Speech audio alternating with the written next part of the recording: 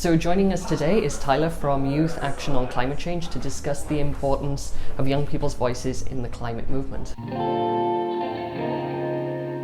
Thank you for joining us. Thanks for having me. So can you start by telling me about the work being done by Youth Action on Climate Change? Sure. So Youth Action on Climate Change is a community incubator for action-oriented projects created by youth to impact climate change on a local level.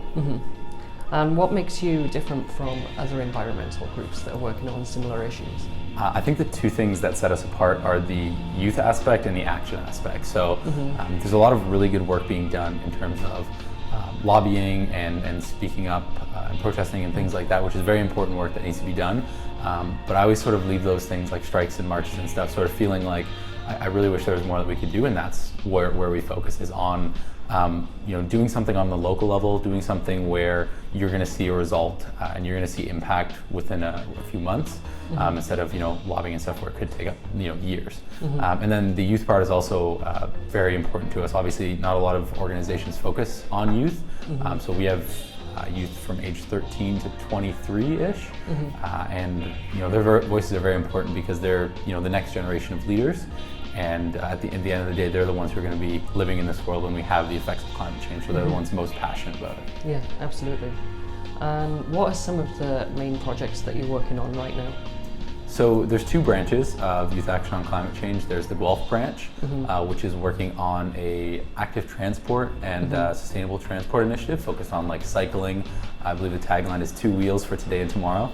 And then in Waterloo, we're working on a food system project. So we're focusing on food waste and how that impacts climate change. We're working on an app and a platform to help people reduce their food waste and learn more about their food waste impact on the environment. Interesting. And have there been other ideas that you're looking for help with, like in terms of partnering with other organizations to achieve your goals? Yeah, I think those two are what we're focusing on.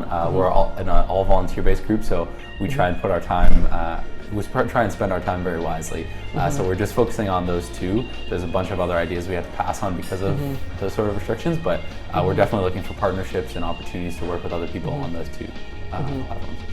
So a lot of people that are in leadership positions that want to tackle some of these problems, they come from a large number of different backgrounds. So I was wondering, what skills do you think are most important for the next generation of environmental leaders?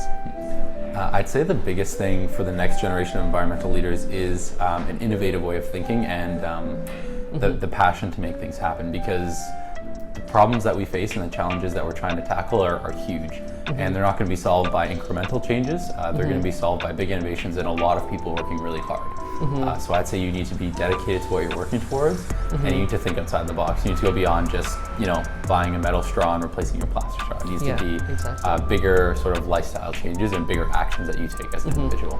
Could you maybe give an example of maybe some of those? I'd say, joining a group like ours or joining any group that you're passionate about is huge, because when you surround yourself with like-minded people who are passionate about the same things you are, it just helps to increase your passion for it. It's a snowball effect where when you surround yourself with people who care about something, you're going to care about it more and they're going to care about it more, and it just keeps building. So I'd say that for the passion side, and then for the innovativeness is just start looking at things differently.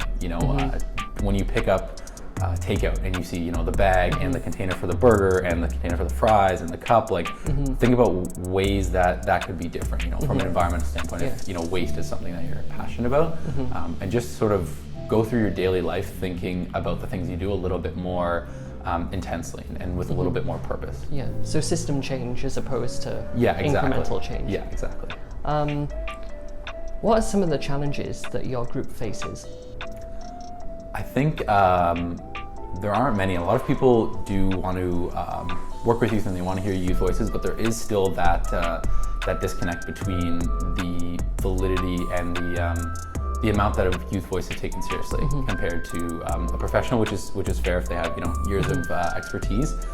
But I think just being heard by decision makers and being taken seriously by government's partners and stuff like that, I'd say we really just want to be a part of the conversation. And how can others help or get involved with your organization or perhaps the the environmental movement more broadly? Yeah, for sure. So if they're interested and they're in Guelph or Waterloo region or Wellington region at a broader context, I would say go on our website. I believe it's youthactiononclimate.com. You can register to volunteer. And then if you're outside of that scope, I would say look for similar organizations. Look for anyone of your friends who are passionate about it. Start talking to them. Just sort of make it known that you're passionate about this, and then I think the sort of opportunities just follow. If enough people start talking about it, if enough people are aware of the issues, then I think groups kind of like form out of that, and then impact starts to happen, and you start to put those groups to work. And what do you think, or what do you wish people were doing differently within the climate movement?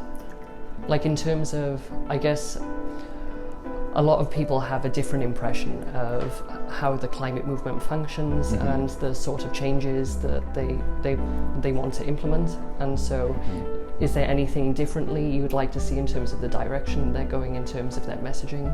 Yeah, I'll speak personally on this one. I don't want to like tie the whole organization in this, but I would say personally for me, I think people need to be a bit more urgent about things. You know, we tend to sort of play things down because people don't want to hear that, you know, we have 18 years to make a change or we need to start making changes immediately, because that's sort of hard to think about. But at the end of the day, if that's the truth, that's the truth. So I would say act with a bit more urgency, and look for partners, and just always, and the climate movement does do this very well in terms of partnering with other organizations, but look towards businesses looking to make a change, because we often paint business as the bad guy, which is fair in some cases, but I think there are a lot of businesses out there that want to help and want to make a change, and at the end of the day, and they have a stake in the community that they're physically located as well, right? Yeah, and they live on this planet too, so as much as we want to say that they don't care what happens to it, they're going to have to deal with it as well. So. Absolutely. Yeah. Well, thanks for taking the time to speak with us today. That was Tyler from Youth Action on Climate Change. You can find out more about their work on Twitter at Youth Climate Act. Thank you. Thank you.